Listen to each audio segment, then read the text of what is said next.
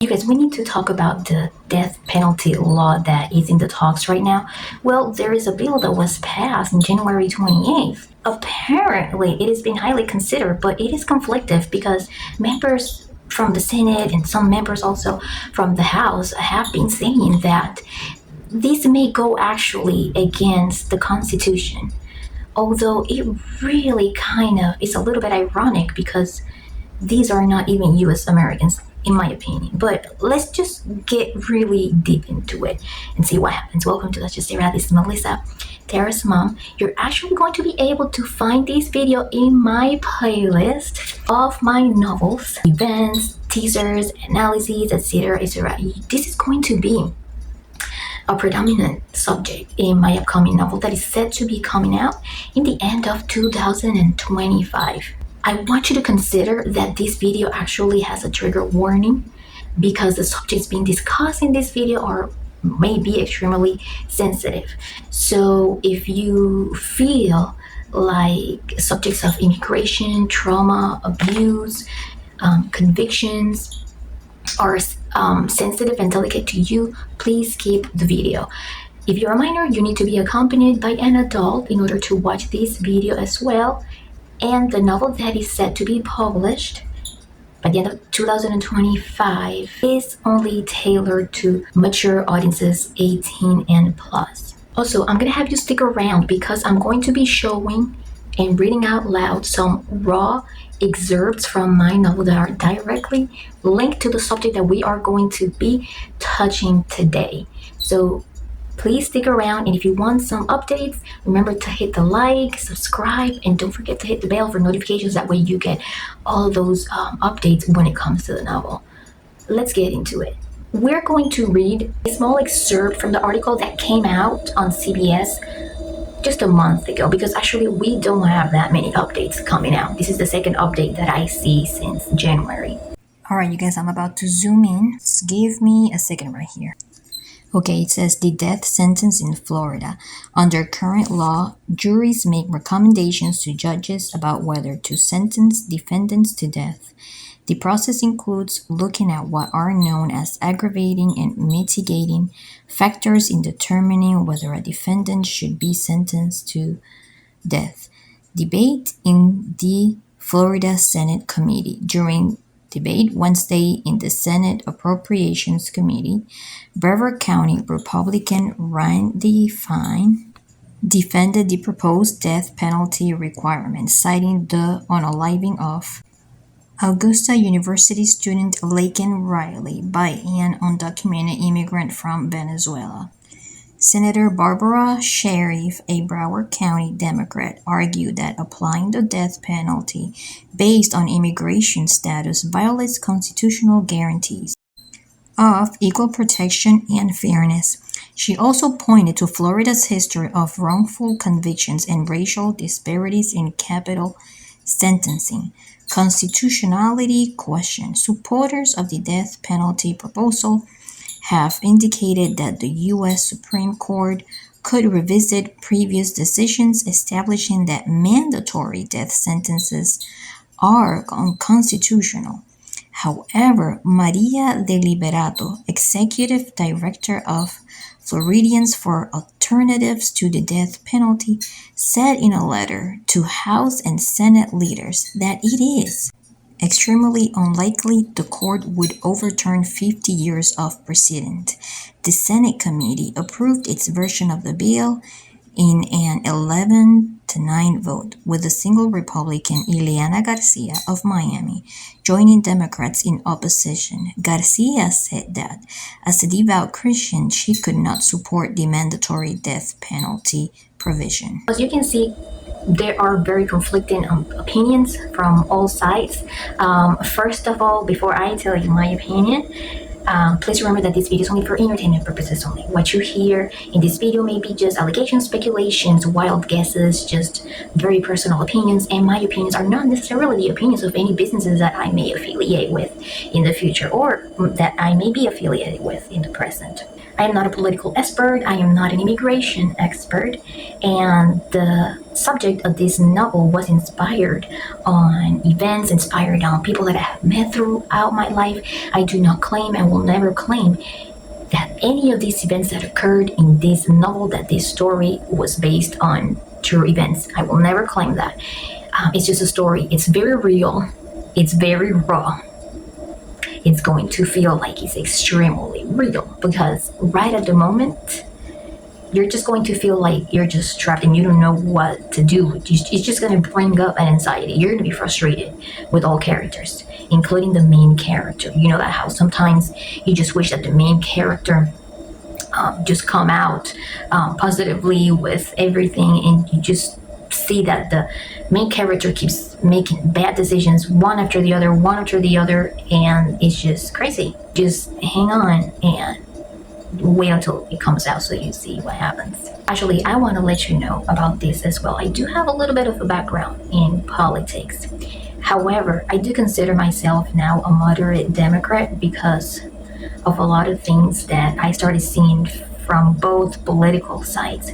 I do not want this video to become political, but I feel the obligation to explain to you about my background before I give you my opinion. I was actually the only volunteer organizer for Bernie Sanders in Gadsden County back in 2018 when he was running for presidency, and there was no other organizers or not even paid ones.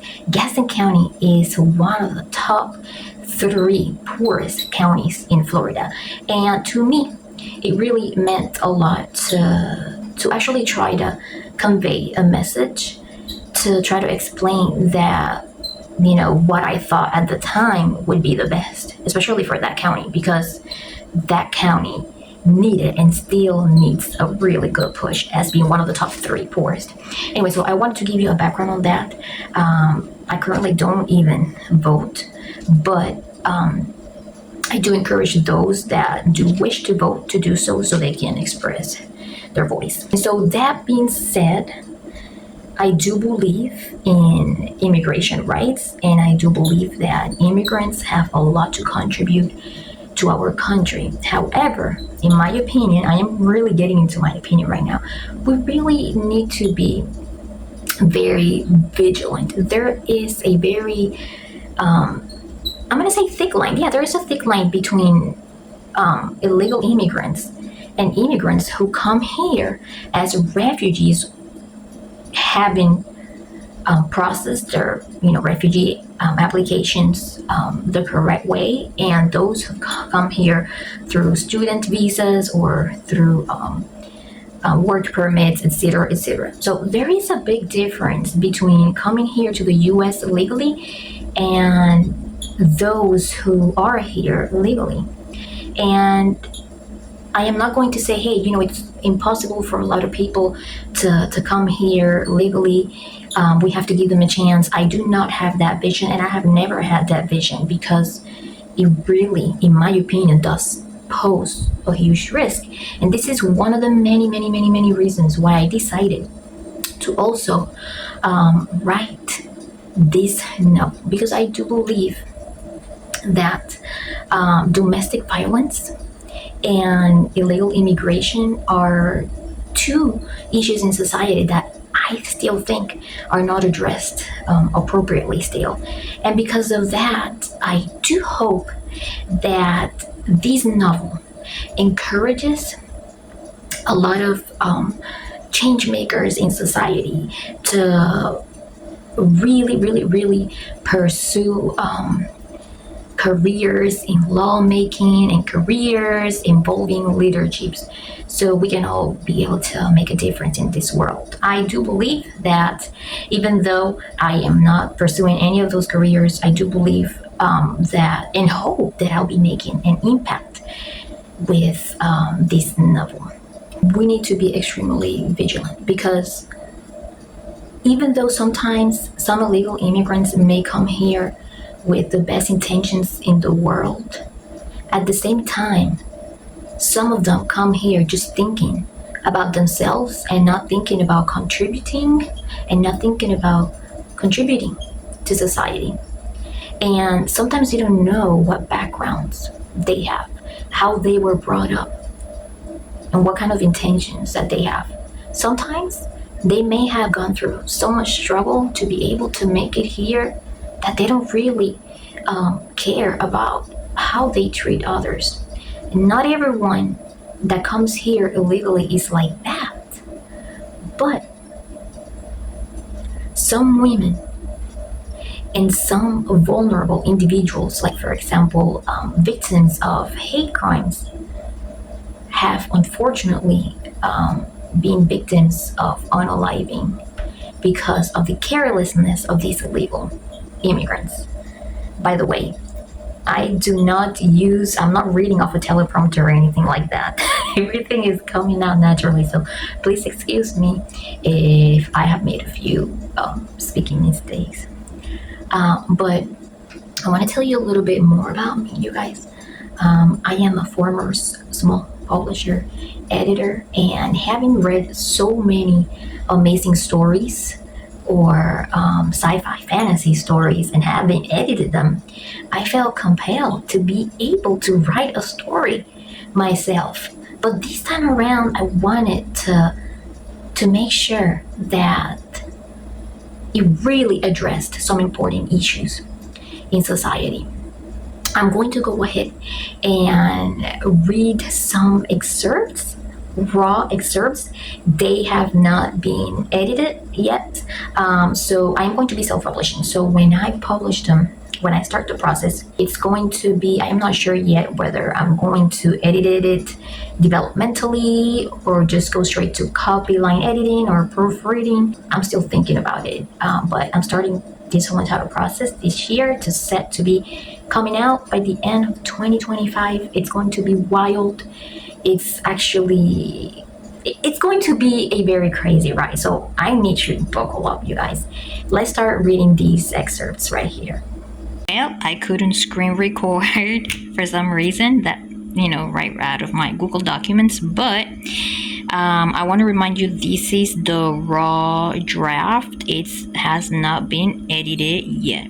I want to show you guys that this novel does showcase some red flags from any man, actually, in general, not necessarily an illegal immigrant. It just showcases some red flags, and I want women to pick up on some of these, to be able to learn just ways to be capable of walking away as early as they can. These are some of them. Let me go ahead and start. For instance, if we went to a friend's house, he wouldn't let me speak too much to his friends or tell them anything about us.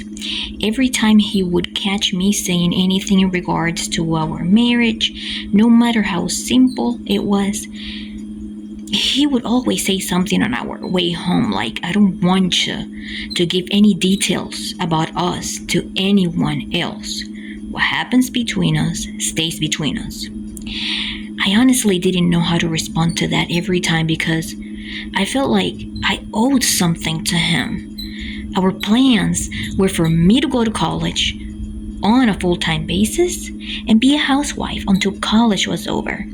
So being unemployed kind of made me feel like I had to follow his rules and do what he told me to do. I couldn't buy the outfits that I wanted to wear, and I couldn't go to places that easily. I always had to ask him permission for everything. He was pretty smart and used that wisdom for the wrong reasons. He was taking advantage of my vulnerability to feel like he was the one in control, the man of the house. And then right after that, one Saturday, we were just sitting down in our bedroom's walk-in closet, going through all of his childhood, teenage years, and adulthood photos. We were looking at pictures of him and his family, and we also checked out the ones on trips that he had taken earlier during his life. Meanwhile, we started talking about how nice it was that he and I got to meet each other at the perfect time and how happy we were going to be together. Then, as I went through more things, I found a newspaper cut out of him. He had been featured in a newspaper, but I wasn't sure what for. As I unfolded the rest of the article, I noticed Rob a little anxious, like if he knew that I wasn't going to like it. I could tell that that particular piece was pretty old because it looked yellowish, but I couldn't tell the date, of course, because that part had been cut out as well. However, he wasn't smiling in the picture. That's when I started getting nervous. So remember that this is a raw draft, okay, you guys? This is not the final. I scroll down a little bit more. Okay, here we go. Okay, Rob, what is this supposed to be? Okay, listen. I lied about something. He grasped the cut out before I had the chance to read it. I was hoping it wasn't anything of a severe nature. I did get in trouble once. What did you do? I got arrested because I was carrying a fake driver's license. All kinds of thoughts went through my mind. I remember that indeed he had lied when I asked him once if he had ever been arrested. Why would he even want to keep things, though? It's not like he should have been proud of it. Why did you lie to me, Rob? You seriously need to tell me the truth, because I'm already married to you. I thought I was going to burst into tears, but I was so angry that all I could do was confront and question him as much as I could. So Elizabeth is a very young lady, main character of this novel. She gets to know this guy, right, after she had a horrible breakup. It's very heartbreaking. I believe she does move on to this guy a little bit too fast, right? Doesn't get to know him too well before she marries him. Marries him in a very naive way. And then all of a sudden, she realizes that this guy had come to the U.S. illegally.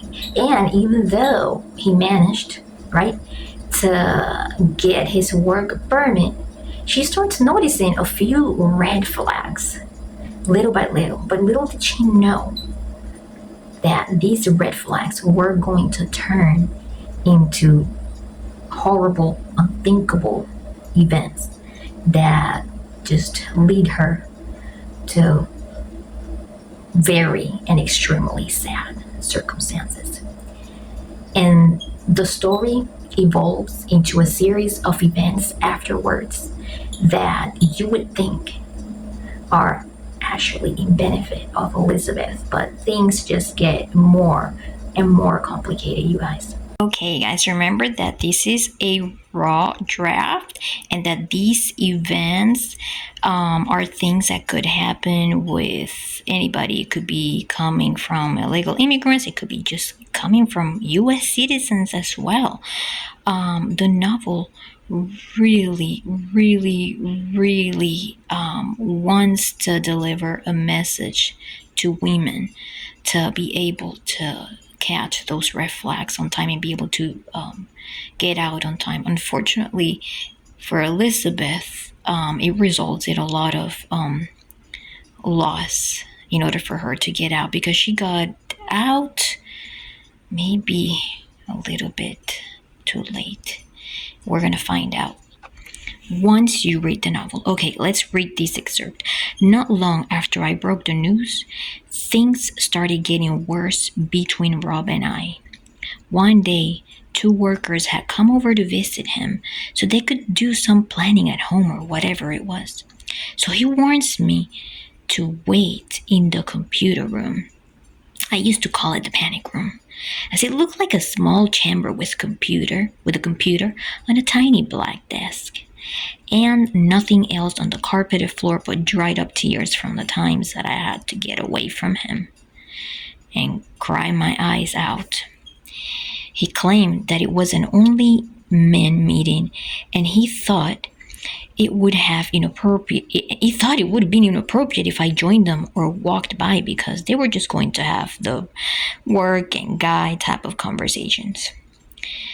I obeyed him because I wanted to be a good wife to him, but still wondered why it actually really had to be like that. I also didn't have too many other options. He was paying for rent, and he was the main tenant anyway. While they were talking, I decided to go online and send some emails to some of my family and friends back in Texas.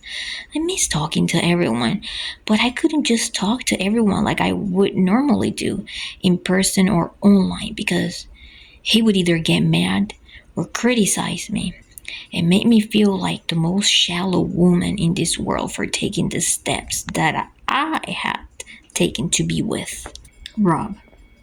However, I do think he had me extremely isolated from my family, almost as if he purposely wanted to do it to create friction so that my family wouldn't be willing to help me if I needed it with urgency. That's how possessive he began to be with me during the early beginnings of this marriage. I felt a lot of pressure and the need to get everything out of my chest. Nevertheless, I didn't want to be judged right away, so the only person I could think of to write a letter with everything I had to say was Sean. And by writing a letter, I mean an email secretly because I didn't want Rob finding out about it. Who is Sean, you guys? This is going to get crazy wild. Wait until you read it. Okay, I'm skipping a little bit to get to the action.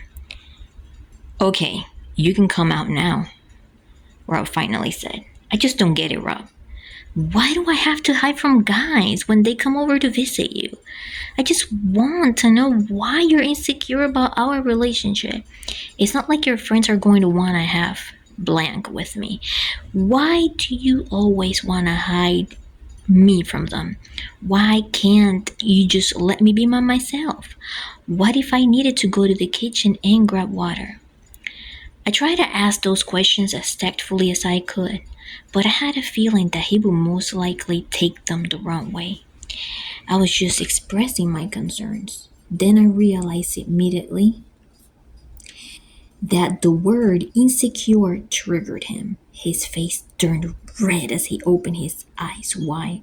He started clenching his fists and got so close to my face I thought he was going to punch me. Meanwhile, in just a frame of a few seconds, I finally accepted and confirmed my theory.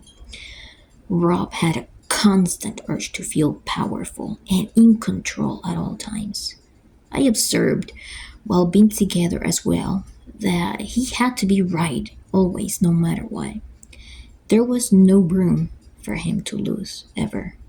And if you personally knew you were right, he would gaslight you into thinking that you were the one that thought is always right.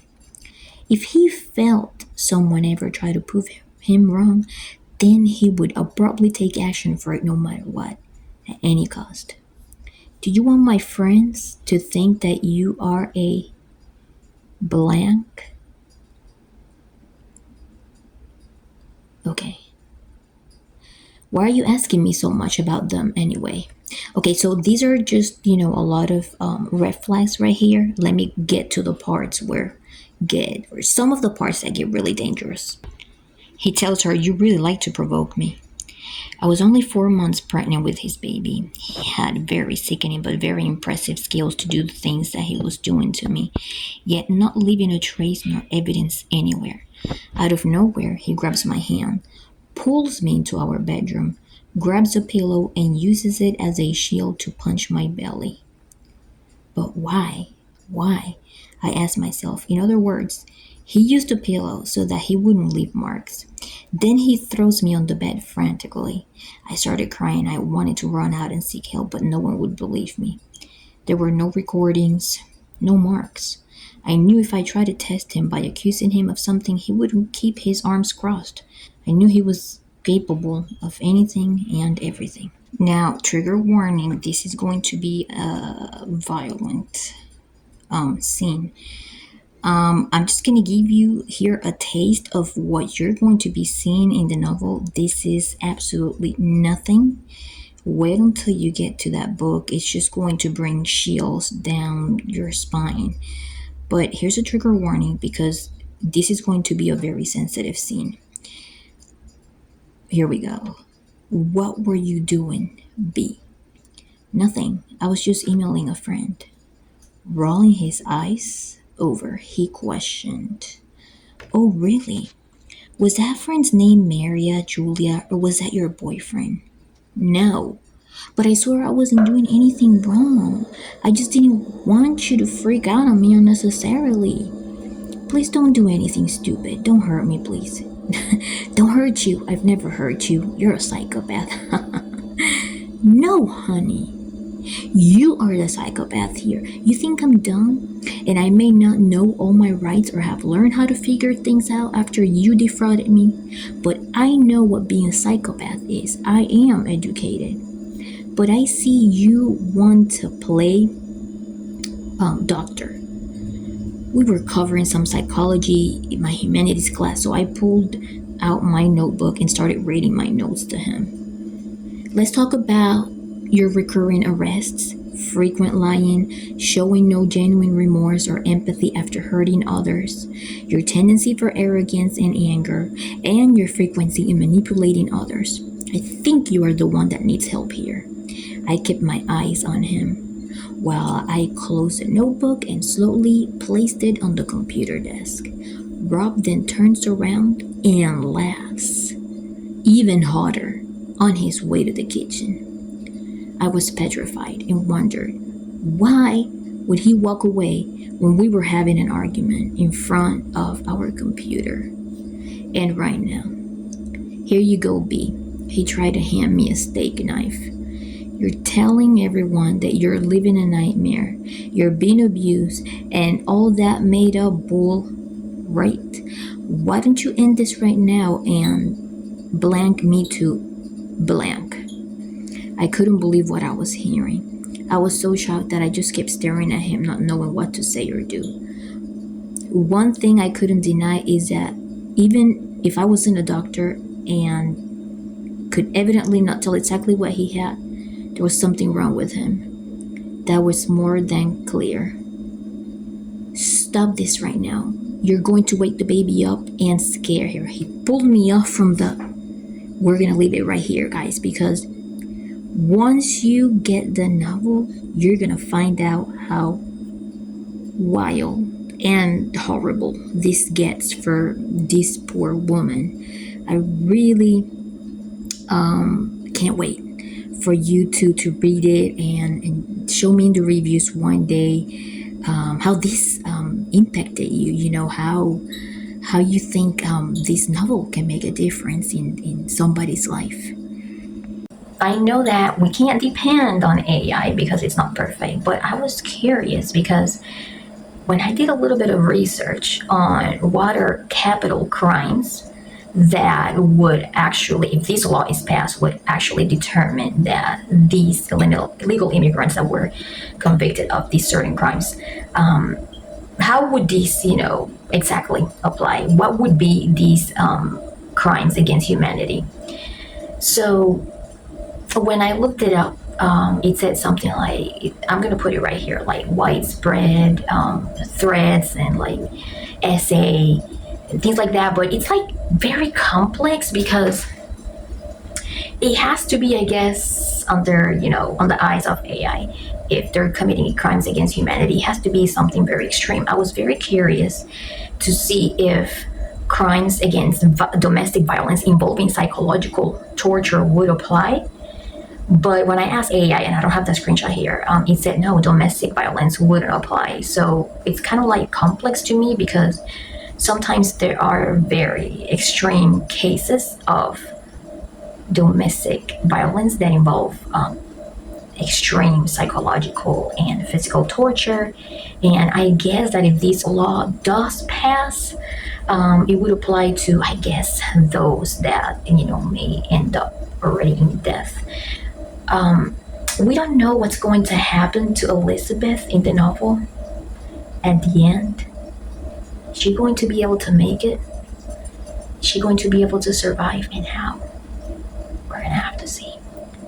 Stay tuned. I want to remind you that when you become a member of our channel, not only you have the right to get to see all of our membership videos, right? You're also going to have the right to be able to get a monthly shout out. What I want you to do is make sure that you save this email address. That way, once you join us, all you have to do is send me an email and say, hey, Melissa, I would love this monthly shout out. Just announce my handle, my business name, or whatever, just a short little note, right?